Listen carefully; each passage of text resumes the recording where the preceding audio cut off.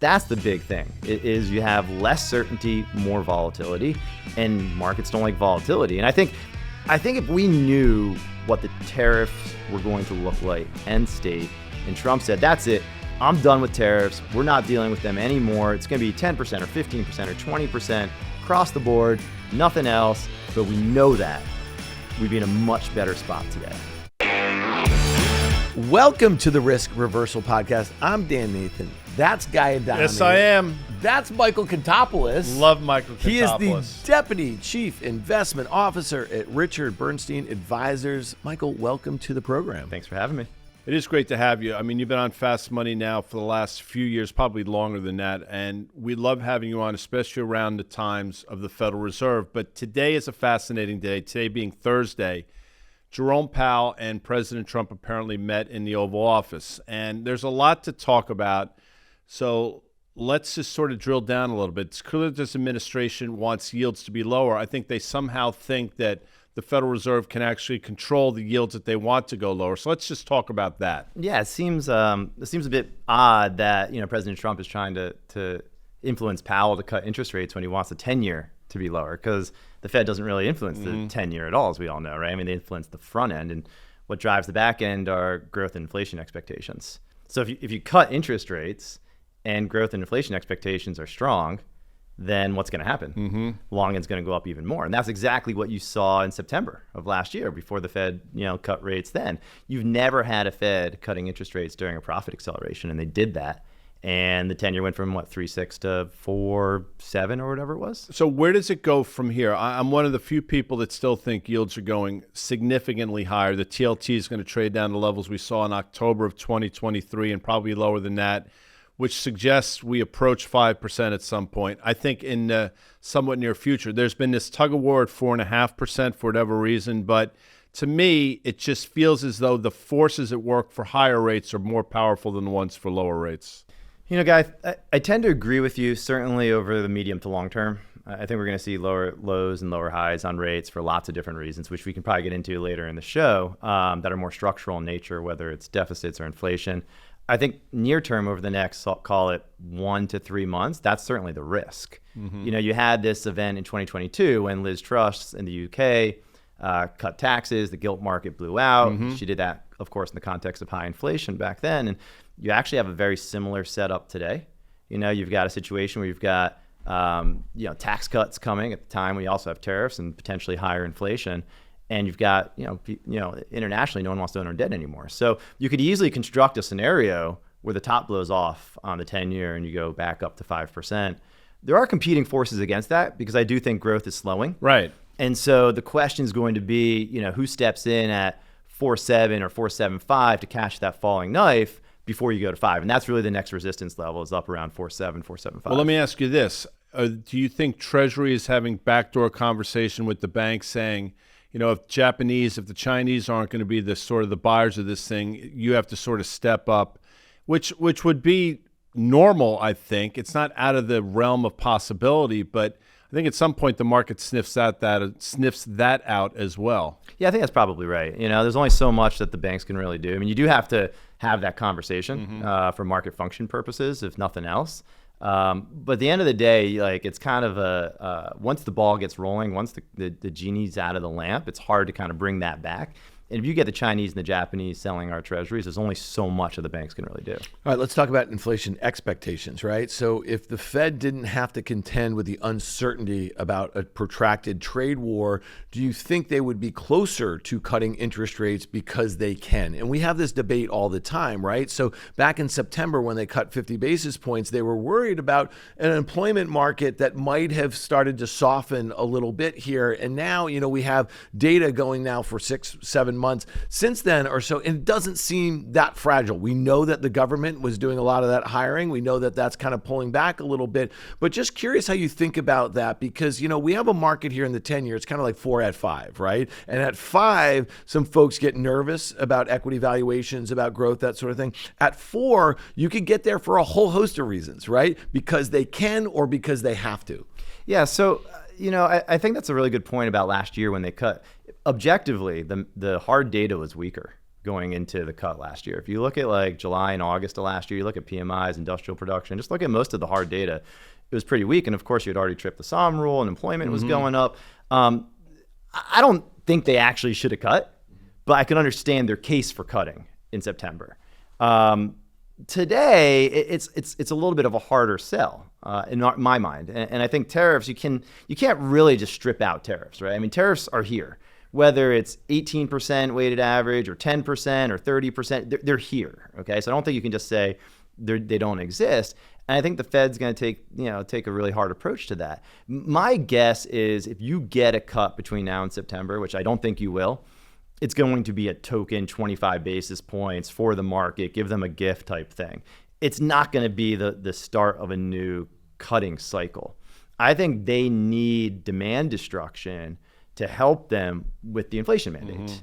And so I think they're going to be willing to see the unemployment rate creep up a bit, whether that be to 5.5%, before they start to cut. Of course, once it gets there, you never stop there. You're going to go to 6, and then you got to cut hard. So it's going to be like 75 basis point hikes on the way up, and it's going to be 75 basis point cuts on the way down. Yeah, we had Mike Wilson on from Morgan Stanley last week, and he said that Morgan Stanley, their expectations are for 7 cuts in 2026, which just seemed like, it depends, again, how you get there, like what the reasons are.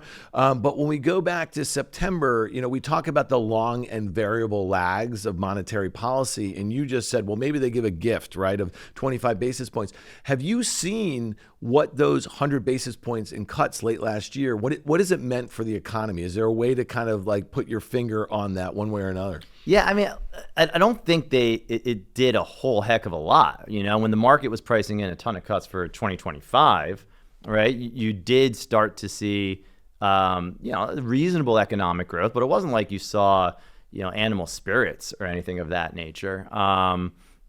So I'm not entirely sure it actually had the intended consequence. In fact, you could make the argument, like I said earlier, did the opposite, that cutting interest rates actually tightened financial conditions because the 10-year actually went up 100 basis points, which was not the intended consequence, right? But I don't think, listen, how these things work, the long and variable lags. They didn't have an immediate impact, and I'm not sure we've seen really what that impact ultimately will be, or even if there is any impact from it. I don't think the Fed is as tight as the Fed thinks they are. I don't think anything that we've seen, listen, the economy is much less sensitive to interest rates than it was a decade ago. There's just no two ways about it. Every corporate has termed out their debt.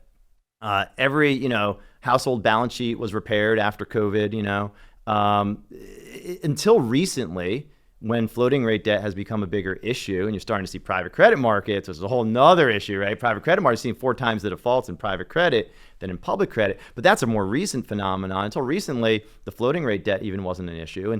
And so in my view, I don't think rates are actually as restrictive as the Fed actually thinks. Well, it's interesting you say that. You're right. I mean, homeowners were able to sort of get their mortgage rates down to extraordinarily reasonable levels. And you mentioned corporates. The people that haven't been able to sort of do what they needed to do is the government. And, you're talking about $37 trillion of debt. A significant portion needs to be rolled in the next few months. That's where the rubber hits the road. And that's why I still think rates are going higher. And by the way, Moody's talked about that a couple of weeks ago. So these conflicting forces are real.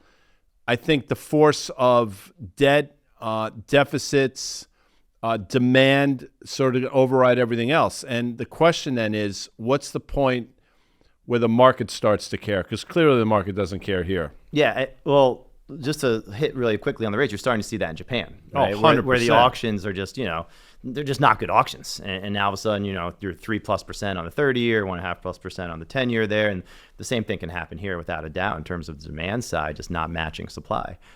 When does the market care? It seems like never, right?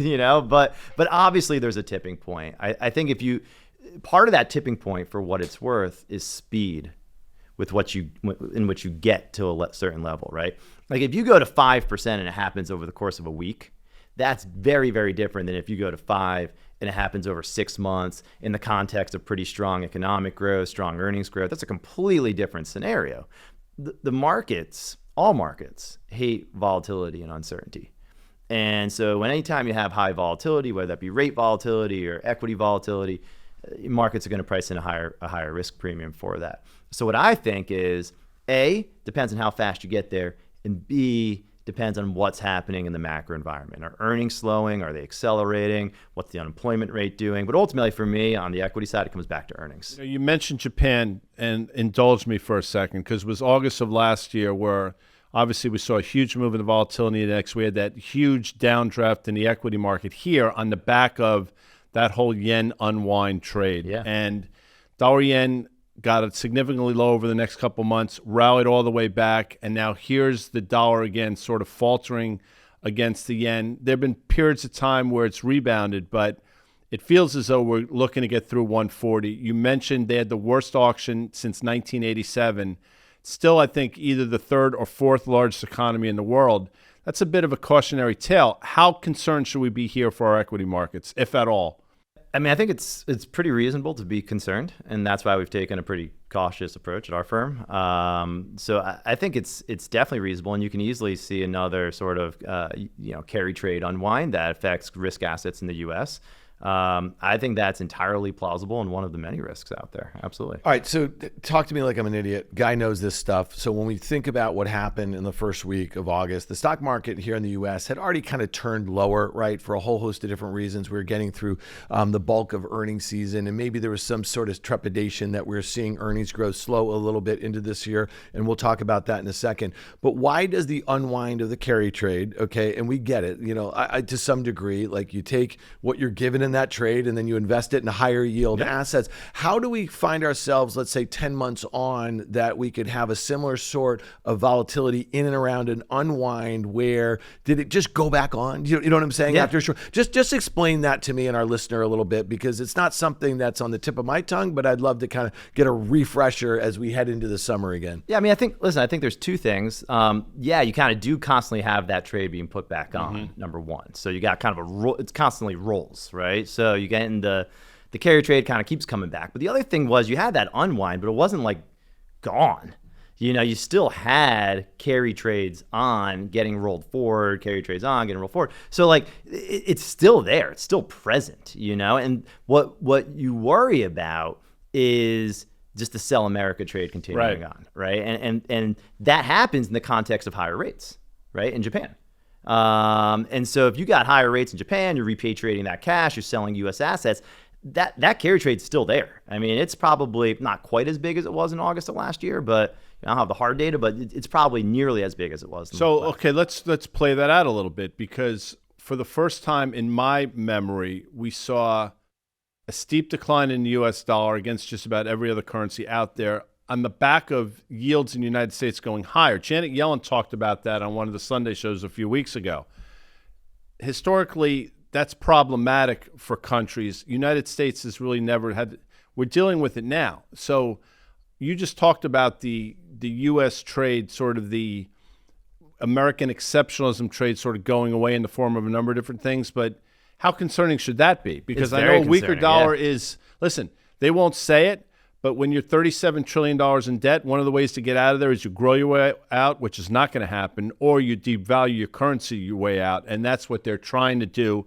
But they're trying to sort of walk that fine line between devalue the currency and then not disrupting other markets. So speak to that. Yeah, it's kind of crazy. We're a little bit of a banana republic. A little bit. These days it seems like. And I think it truly reflects sort of the growth environment, right? I mean, that's just what it comes down to, and the lack of confidence in U.S. exceptionalism and growth going forward. And I think that makes total sense given sort of our fiscal deficits, the stabbing the back of our allies. I mean, all sorts of different things, right? But at the end of the day, it's sort of like if you think about it, this was primed to happen given everything we've seen over the last 10 to 20 years, really GFC and beyond. But if you want, you can even go back further than that.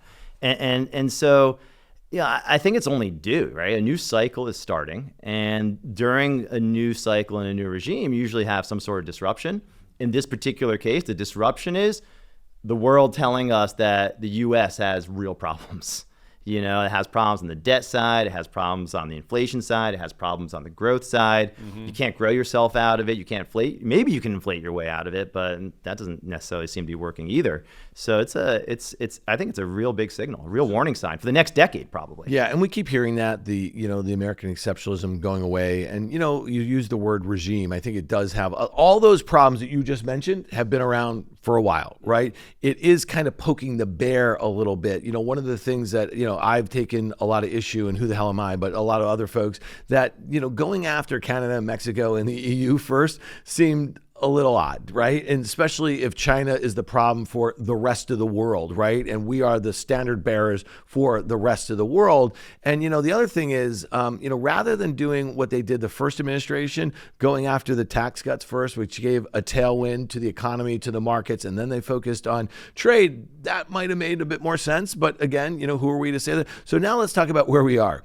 The taco trade. Okay. So this is something that is pretty fascinating to me because I don't know where, I guess some FT opinion writer, came up with that or whatever. And, it's interesting. I wonder if he's British. We know the Salmon paper is from over there, and they tend to be maybe a bit more critical than the Washington Journal op-ed, sort of situation. But how do you make of this, right? If they're selling our dollars, if they're selling our debt, if they're selling our mega cap tech stocks, and all the threats about a protracted trade war, we know he's going to pull them back. How does that factor into everything? Because again, we've seen this now a month and a half. I mean, the point is we've seen a pattern over the last 2 months or so. Well, the two things I'll hit on. One is, there's only so much selling of U.S. Treasuries that foreign countries can do, because it ends up being counterproductive. It becomes counterproductive for their currency, for their own rates, for the market value of their existing holdings of U.S. assets. So there is sort of a little bit of a counterbalance there. So let's throw that out there. I don't think it's like the end all be all. The second thing I'll say is all of this to me means you have more volatility. Right. That's the big thing, is you have less certainty, more volatility, and markets don't like volatility. And I think if we knew what the tariffs were going to look like end state, and Trump said, that's it, I'm done with tariffs, we're not dealing with them anymore, it's going to be 10% or 15% or 20% across the board, nothing else, but we know that, we'd be in a much better spot today. High yield has been obviously your area. There have been no meaningful cracks in terms of what people want to talk about, but there have been cracks below the surface. I mean, there are things that are happening sort of in very slow motion that are worth talking about, but not worth sort of, I guess, putting on the front page of the Journal or talking about sort of on CNBC. But they're clearly there.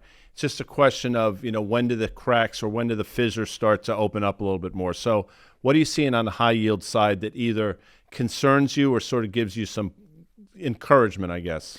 So there's a couple things. One is the market's clearly resilient. I mean, you had a bit of widening, right, in April, and as expected, March and April, and it came right back. And so the market's pretty resilient. You've termed out a lot of debt, but you are hitting maturity walls coming up. And you never default in high yield for what it's worth because you hit a maturity wall, right? You default because you can't make your coupon payment. That, is going to be a function of rates, but more important, liquidity, but more importantly, what earnings are going to do. So high yield, just like stocks, is going to be largely driven by earnings and earnings growth. What's concerning to me is over the last couple years now, smaller companies that are outside of the syndicated high yield market. So think those in private credit vehicles, or even those that don't even make the private credit vehicles, right? The smaller sort of $50 million revenue type companies, $100 million revenue type companies. You're seeing defaults that we haven't seen since 2010 over the last couple of years in those types of companies. The weakest links always go first, right? The weakest links always go first. And so if you do get a meaningful earnings protraction or economic recession, high yield's the next thing to crack. It's the next lowest quality. All right. So you mentioned private credit, Yeah. And I think this is kind of attached to some degree, but you're starting to see what you said 4 times as many defaults Off there. of a low level, Yeah, granted. right. But that's how this stuff started. Like go back to 05, 06, people weren't worried about, subprime until it all started to, snowball a little bit. It seems like every week for the last 10 months or a year or whatever, we see a story in the Journal, in Bloomberg, and and CNBC.com and the FT, I mean, the list goes on and on about this bubble that's building in the unregulated sort of, space as it relates to. So the banks are loaning to these private credit guys. They're like loving it because they're able to kind of get fees without taking the risk of the credits, right? So how does this go wrong? Because every time in our career where we've seen this sort of bubble in risk somewhere else that we're not staring at every day, that's not nearly as transparent, usually something goes wrong. So what goes wrong is you get some sort of economic issue that creates a significant spike in defaults and you have no liquidity, right? It's the liquidity that I think gets you in trouble here more than it is like the leverage, which was the big issue during the global financial crisis. So these products are being sold to retail, they're being sold to pension funds, they're being sold to insurance companies. And by the way, it's kind of, you're constantly funding new commitments using the carry you're getting from existing, right? And so the whole machine sort of stops. Seizes up. Exactly. If on the one side you stop getting the carry or the carry is reduced, or you have to equitize a certain a part of the portfolio and you aren't getting as much yield as you thought, then all of a sudden now you can't fund commitments. And you can't sell your private credit because it's not liquid to fund commitments. Right? So what do? You sell your liquid investments to do that. So you sell your liquid credit, you sell your equities, you draw down cash.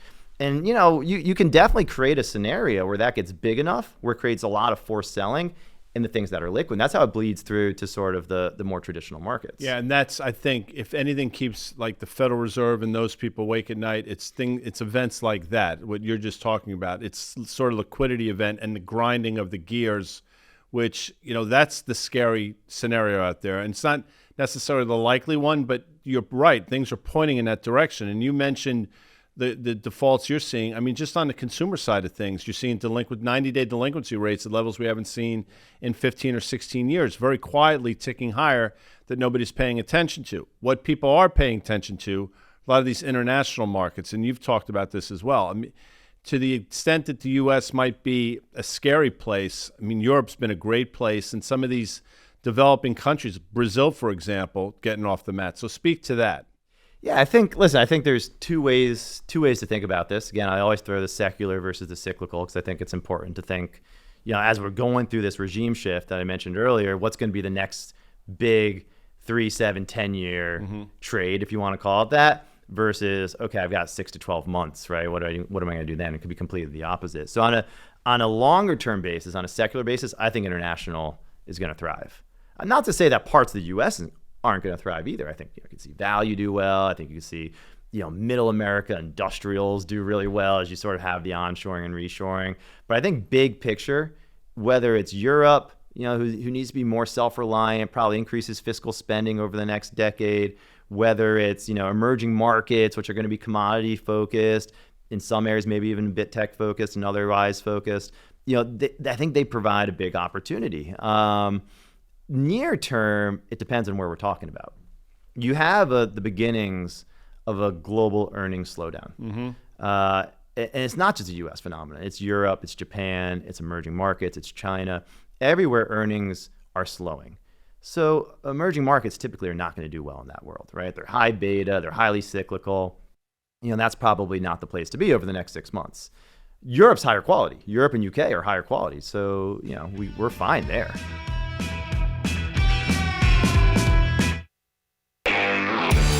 So let's talk about that slowing earnings growth here in the U.S. I think coming in, 13.5% expected EPS growth. That was the FactSet consensus here. And right now, I think they're reporting, our main man, John Butters. We've been looking at his work, the Earnings Insight blog. Do you get that? No. Oh, it's great. You really should. How can you not? How can you not?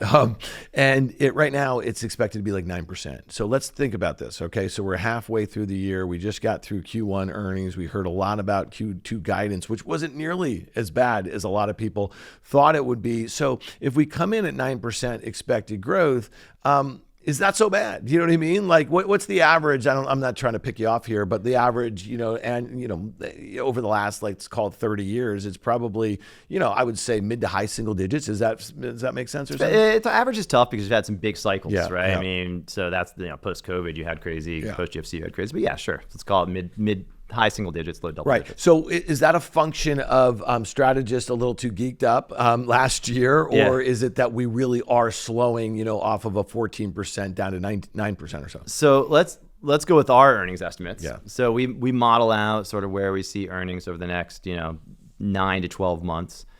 We see by Q4 year on year, last 12 months, which is the way we look at it. So it smooths things out a little bit. So last 12 months, year over year earnings growth approaching 0. So I think that's a little bit out of consensus. And that's a function of, margin compression. So all of our forward-looking data suggests margins are going to continue to compress. And that could get worse, not better, depending on tariffs. Maybe it gets a little better depending on tariffs. But we thought, this was going to take place regardless of tariffs. So back in January, February, we were calling for earnings to peak in Q2, Q3. Now we're seeing them peak in Q1. It's a function of lower industrial production, too rosy earnings estimates, like a whole host of different things. Remember, earnings estimates always go down as the year goes down, right? So they start off really rosy, and by Q3, you start seeing big cuts. There's a pattern to that. You can look at that pattern over 40 years. Earnings estimates are always coming down over time during the course of the year. When you factor all these things together and you throw it into, a little black box, what you get is low single-digit earnings growth. So you're going from 12, 13% to 0. That's not a disaster for what it's worth, right? But remember, markets trade on direction more than absolute level. And so if you're going from low teens to even 3 or 4%, if we're off by a few hundred basis points, like the playbook's the same. Doesn't matter. Now, if you go from low teens to 10, that's different. That's a no cycle. That's not a slowdown. That's a no cycle, right? But if you go to low single digits, that's a real slowdown. And don't forget, we're not modeling out into 2026 yet. Once you get into 2026, that might slip negative because now your comps get harder. And so you may be talking about earnings recession as you look into early next year. Now maybe that's not the case. We don't know. But you could certainly create a plausible scenario for that. How much of a problem is inflation still, if at all? I mean, I still think it's problematic. The data we've seen over the last couple of months suggests things are cooling a little bit, probably still a lot higher than people thought at this point, but at least trending maybe the right way. Thoughts on that? Yeah, I mean, I think it's definitely trended the right way, but I think you're right. It's still a problem. It's not an 8% problem. It's a 3% problem, right? And that's probably, I think we've heard this a lot, right? This is not unique to RBA, but that last leg from 3% to 2% is going to be the hardest one, right? And I think that's proven to be the case, obviously. We think inflation is going to be reasonably sticky, and some of that has to do with the tariffs, of course, right? And so if those went away completely, then maybe it's a slightly different picture, particularly if growth slows.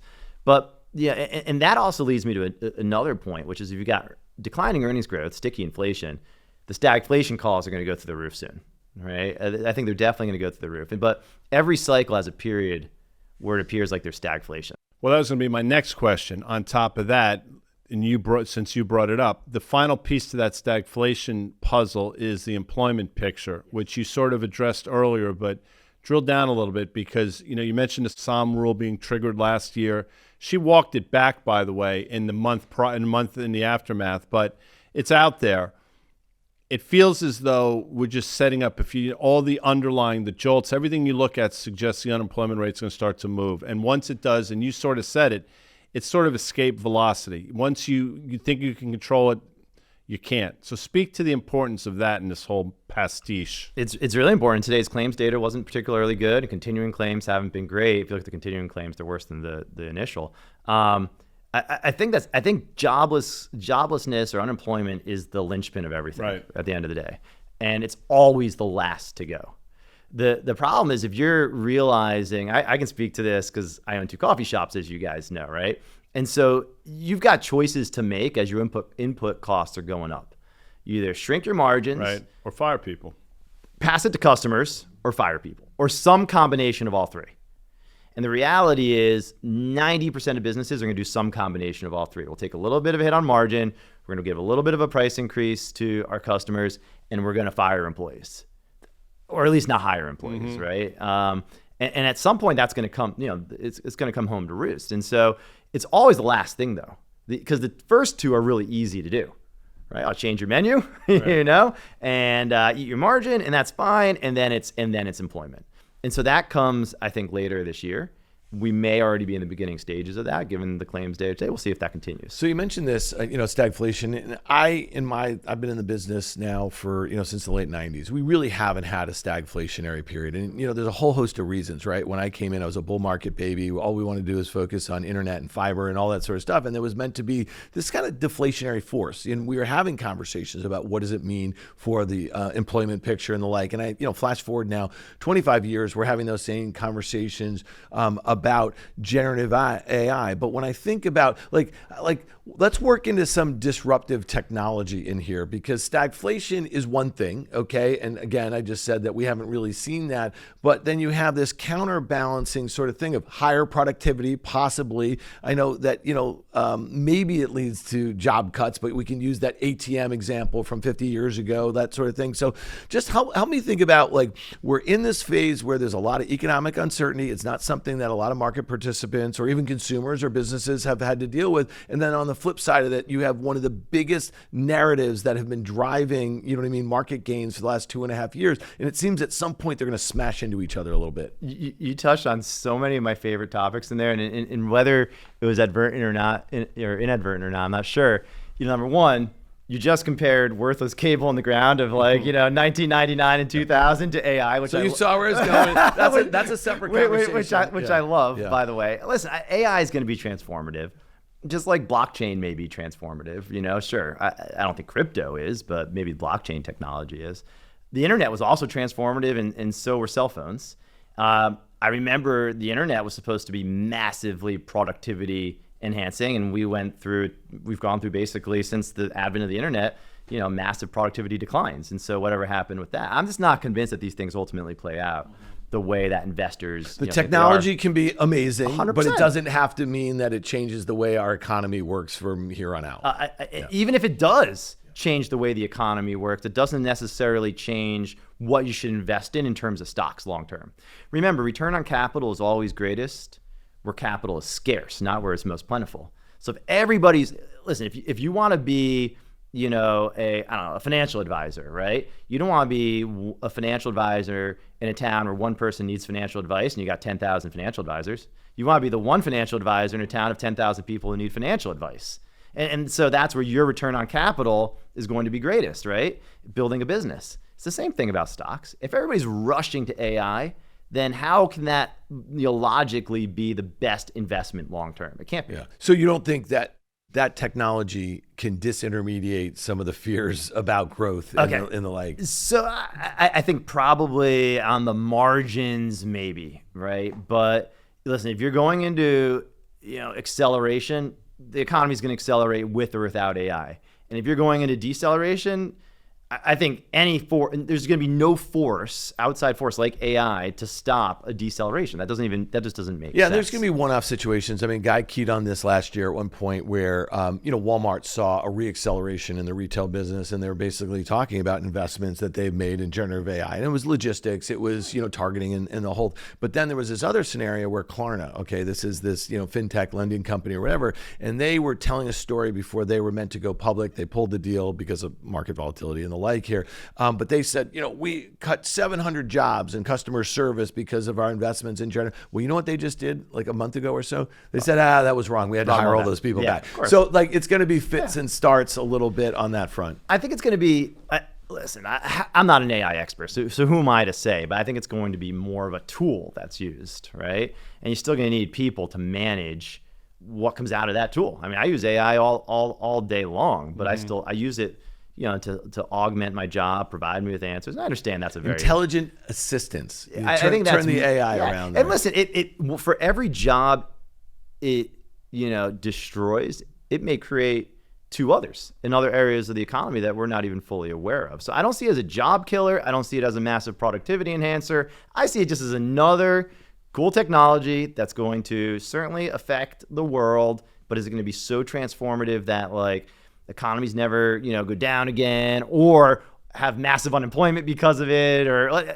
is significantly more productive because of it? Probably not. None of those things are probably going to be the case. Well, it's not a cool technology, but it's become cool again. What has the gold market been telling you over the last year? I mean, what if anything is it saying? So it's interesting because historically you can explain about 92% of the price of gold through two factors: real yields and the dollar. That's it. Those two things, 92% of the gold price can be explained by those two factors.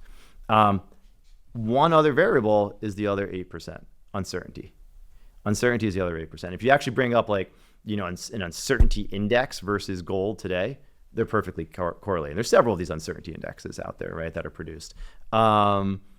And that's really what it is. It's an uncertainty hedge. And I think that's what gold is telling you right now. So this is more than anything else, a way to get certainty. Fair enough. And I'm with you. I think that other 8% has now probably grown a little bit. I think that's right. But I think part of that now is just central banks have really inserted themselves in the conversation over the last few years in a meaningful way. Yeah. So historically, they were a small part of this puzzle. They've become a very large part of the puzzle. And what I've said, and I'm curious, I think they're just hedging their ineptitude, or they're hedging what they've created. Good for them, by the way.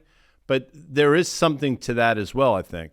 In terms of their they're I think they realize what they've created. Yes, I think that's right. I think that's right. And listen, there's no doubt that governments everywhere in the world have been so overly involved in financial markets that they can't get out of their own way. And I think they realize that the only way out of this, right, is through a deep recession. And that's really it. 'Cause you got to wipe out all the excess that's been created through massive central bank monetary easing, through zero interest rate policy and quantitative easing.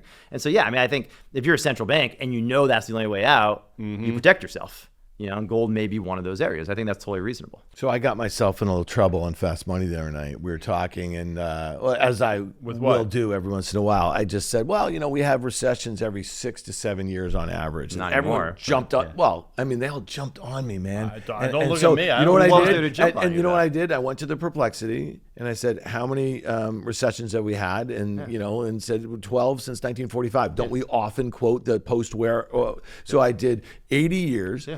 Divided by 12, and I got 6.5%. I'm just saying. What were they jumping on you about? Yeah, they were like, Tim was like, we've had 2 in the last one. And I get that. So there's a whole, and I think what you guys are saying, I'm joking, obviously, but what you guys are saying is that the Federal Reserve or central banks all over the world, and Guy uses this term, they've alchemied out recessions for all intents and purposes. So take COVID out of the, out, and then we obviously had COVID. Financial crisis, and then we had, post.com, that sort of thing. And there's a whole host of things going on there. So how do you have a deep recession right now if these guys, they're not going to stop meddling, right? And when I say these guys, they're not going to stop meddling, but if that's what they need to kind of reset, like how does that happen? Because we've had earnings recessions, like you just kind of intimated. How do we have an economic recession? And isn't that the thing that we all fear? Because no one wants that. If you're a corporate, right, and you're relying on enterprise demand or consumer demand, it kills demand. Yeah. Well, that's what you need. Right? That's what you need to wipe out the liquidity of the last 15 years. I think that there is a self-curing mechanism here. All liquidity begets inflationary impulse, and that ultimately allows for or creates an environment where central banks can't be as involved in the next crisis. Because if you're at 3 or 4% inflation, right, then the Fed put, so to speak, doesn't necessarily exist like it has in the past. I'm hopeful that during the next run-of-the-mill recession, right, let's define that as being not a pandemic, natural disaster, or banking crisis. By the way, SVB, First Republic, fears of a banking crisis, right?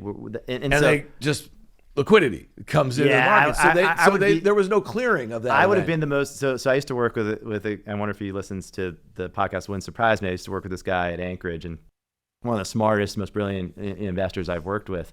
And he used to say, I'd be the most vindictive central banker. And I would be the most. I think I would top him. I would have let it all burn. I think Guy would top you. I would have let it all burn. That's what we needed. Now, I don't think the Fed will do that. But this kind of goes to my point of what I said earlier. They're going to be late to cutting. I think they're going to need demand destruction. They're going to need the economy and sort of the increase in the unemployment rate to slop up some of that excess liquidity in order to allow them to ultimately cut. And I hope, I have nothing but hope here, I hope we don't see QE ever again in my lifetime. I hope they cut rates, whatever it is. Maybe Morgan Stanley's right 7 times, right? 200 basis points, whatever. And then that's it. I'm with you on that. So before we get out of here, and this is not meant to tee you up, but we all watch CNBC all day long, and I'm sure there are times when you say, I wish they would talk about this. What is the this for you? I think I'd maybe recast that. What do I wish they stopped talking about? I wish they'd stop talking about Mag 7. I hate that term. I'm done with it. Let's move on. Have you tried the Fateful Eight? Oh, God. That one works That's too. just as annoying for him. Oh, sorry. Listen, it's you maybe can say there's one that's magnificent now, NVIDIA. Fine. NVIDIA, yes, I get it. Fast Money is a trading show. CNBC caters to traders per se. It's a position. It's not a portfolio strategy. I think. But it is a portfolio strategy because those 7 names are 50%. Become a portfolio well, no, but they're strategy. 50% of the weight of the NDX. Well, they're I get 30% of the weight of the S&P. And so, listen, I get it. I don't spend a lot of time. You've been on the show with me. When we get into C and D block and we're getting into like airlines or home builder, I got nothing to say. Because to me, if you think about the performance contribution and the earnings contribution of those 7 names, let's expand it to 12 if you want. This is the, 800 billion to $3.5 trillion names. It's kind of hard to avoid them. And I think we're talking about semantics in a way. Is like, let's stop using that name. Yeah. We think it's dumb too, right? Yeah. Like, so when I came up with the Fateful Eight, I was just kind of making fun of the Mag 7. Yeah. So how do you ignore that? Like, you know what I mean? That concentration, but not just the concentration of the stocks, but also the earnings contribution. So the earnings, first of all, the earnings contribution is declining pretty significantly, right? I mean, they're like, I had the statistic. I should have looked it up before I got on the show. There are probably 100 companies in the S&P 500 with better earnings growth than every 100%. Mag 7 other than NVIDIA. And that's, to me, like, if you want to talk about earnings growth, you're not talking about Mag 7. There are a lot of other companies out there with better earnings and better valuations, but you just don't hear about them, And so... Well, partially because they're like $100 billion market cap companies. You know what I'm saying? Sure, like, but who cares? Yeah. I mean, right, if the goal is to create a portfolio that outperforms. Yeah, but if you have a Microsoft in there with expected high single digits earnings growth or Apple with mid single digits, you know what I mean? Like, that kind of crowds a lot of these other guys out. It does, and it distorts sort of portfolio theory. But does that make you think 21 times for the S&P is way too expensive if it's really been on the back of like these 7 names that are seeing earnings growth decelerate? It's still expensive. Yeah. For sure. It's still expensive, but when you strip them out, it's going to be much less so. Right. Yeah. Michael Contopoulos, it's always great having you on Fast Money. This is your maiden voyage here on the Risk Reversal podcast. We'll absolutely have you back. Thanks for joining us. Thanks for having me.